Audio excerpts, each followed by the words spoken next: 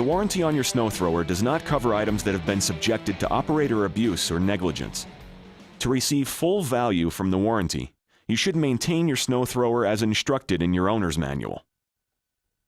You should check your oil level each time before you start the engine. After making sure the snow thrower is on level ground, remove the oil fill cap and wipe the dipstick clean. Reinsert the dipstick and screw the cap tight. Wait for a few seconds. Remove it and read the oil level.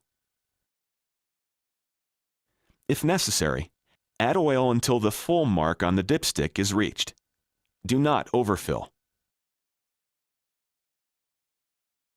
Begin by making sure the snow thrower is on a level surface. Remove the safety ignition key. Clean the area around the drain plug. Remove the oil dipstick and drain plug and drain the oil into a suitable container. Wipe off any spilled oil from the snow thrower and engine. Install the drain plug and tighten securely. Refill the engine with oil through the oil dipstick tube. Pour slowly. Do not overfill. For approximate capacity and recommended oil type, check your owner's manual.